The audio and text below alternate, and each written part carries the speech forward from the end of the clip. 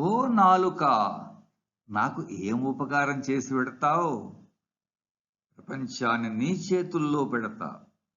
అయితే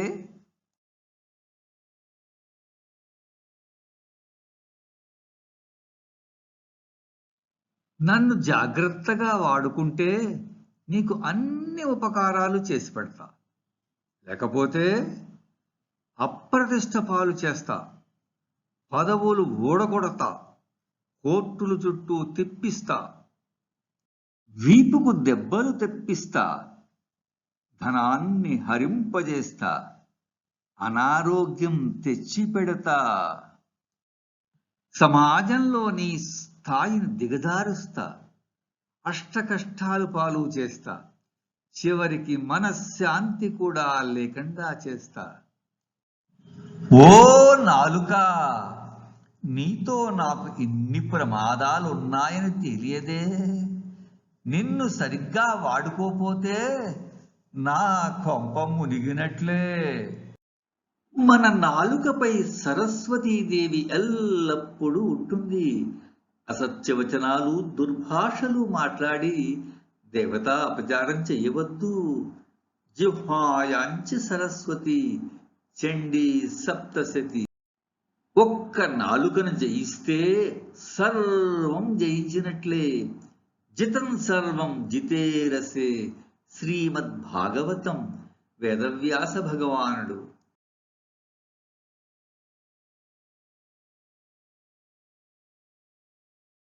మానవ జన్మ లభించటమే బహు దుర్లభం. జన్మరాహిత్యమే జీవిత లక్ష్యం. A journey to transformation, that is from man to God.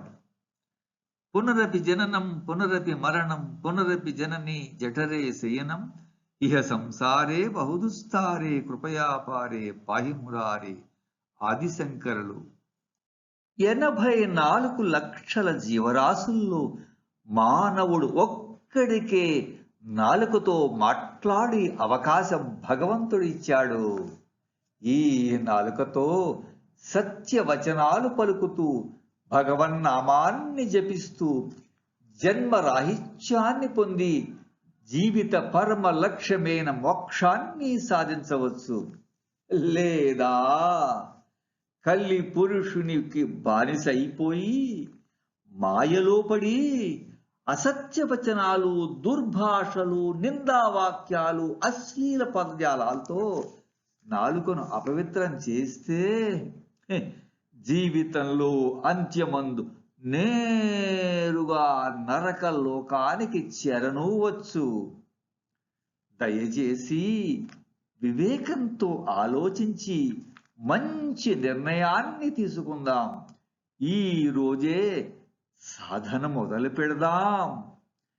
ధన్యతను పొందుదాం. ఓ మనసా, వేదమాత హెచ్చరిక ఒక్కసారి విను. సత్యాన్ని పలుకు, అది ప్రియంగా ఉండాలి. అప్రియమైన సత్యాన్ని పలకవద్దు. ప్రియంగా ఉందని అసత్యము పలకవద్దు. సత్యం బ్రూయాత్ ప్రియం బ్రూయాత్ న బ్రూయాత్ సత్యమప్రియం. ప్రియంచ నానృతం బ్రూయాత్ ఏష ధర్మ సనాతన. సమాజంలో ధర్మంగా మాట్లాడని వారు పెద్దలు కానే కాదు. సత్యం లేనిదే ధర్మం లేదు. పెద్దలు సత్యం ఆచరించి చూపాలి. నసా సభాయత్ర సంతి వృద్ధాః వృద్ధానతే ఏన వదంతి ధర్మం. ధర్మస్సనో యత్ర న సత్యమస్తి సత్యం న తద్యచ్చలమభ్యుపైతి. మహాభారతం. సభలో ఉన్నట్లయితే ధర్మానుగుణంగా మాట్లాడాలి. అసత్యంగా అధర్మంగా మాట్లాడితే పాపం చేసినట్లే. న సభాం ప్రవిశేత్ ప్రజ్ఞః సభ్యదోషాన్ అనుస్మరన్ అబ్రువన్ విభ్రువన్ అజ్ఞో నరః కిల్బిషం అస్నునుతే. భాగవతం 10వ స్కందం. పదవి అంటే పెత్తనం కాదు, ఒక సామాజిక బాధ్యత. ఆ శక్తియుక్తులన్నీ పరోపకారానికే. పరోపకార పుణ్యాయ పాపాయ పరపీడనాత్. మహాభారతం. నాయకుడివిగా ఒక మంచి ఆదర్శమైన జీవితాన్ని జీవించు. లోకం నిన్ను చూసి అనుసరిస్తుంది. యద్యతాదరి శ్రేష్ఠ తత్తదేవే ఇతరో జన సయత్ ప్రమాణం కురుతే లోకస్తదనువర్తతే. భగవద్గీత. తెల్లవారి లేస్తే ప్రతిరోజు అసత్యవాదనలు ఎందుకు మనసా? అందరి కోసం అందరం కలిసి పనిచేద్దాం. సంగచ్చధ్వం సంవదధ్వం సంవో మనాంసి జానతాం. దేవాభాగం యథా పూర్వే సంజానానా ఉపాసతే. ఋగ్వేదం. తెలుగువారి నోట మాట ఒక్కసారి విందాం. మాటకు సొంపు, పాటకు ఇంపు కావాలి. మాటకు మాట తెగులు, నీటికి నాచు తెగులు. ఆడిన మాట వదిలిన బాణం వెనక్కు తీసుకోలేవు. పెదవి దాటితే పృథివి దాటుతుంది. మాటలచే మన్ననలు పొందవచ్చు. మాటలతో మరణాన్ని కూడా ఆహ్వానించవచ్చు.